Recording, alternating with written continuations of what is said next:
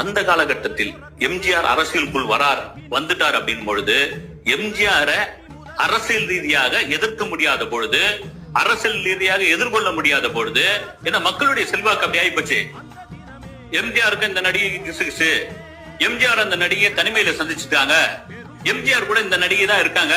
என்னங்க ஒரு நடிகை இணைச்சு பேசுறது, அவங்க கூட ஏதோ இவங்க புடியும் குத்திரமா இருக்கிற மாதிரியான ஒரு கதையை அவுத்து விடுறது, இதெல்லாம் அவங்களுக்கு ஒரு பெரிய டிராபேக் ஆகும் அப்படின்னு நினைச்ச பொழுது அதெல்லாம் கிடையாதுங்க. அது அவருடைய பர்சனல் வாழ்க்கைங்க.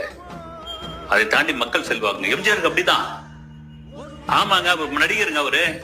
எம்ஜிஆர் அவ்வளவு பேர் பார்க்கதான் செய்வாங்க, கை கொடுப்பாங்க, அவ்வளவு பெண் ரசிகைகள் இருந்தாங்க. அது அவர் தனிப்பட்ட வாழ்க்கை இருந்து போட்டோம். எங்களுக்கு ஒரு நல்ல தலைவர் வேணும், எங்களுக்கு ஒரு நல்ல சிஎம் வேணும் அப்படின்னா கடகடன்னு தூக்கின்னு இது பண்ண வச்சாங்க அவங்க மக்கள். ஏன்னா தெளிவா இருக்கிறாங்க.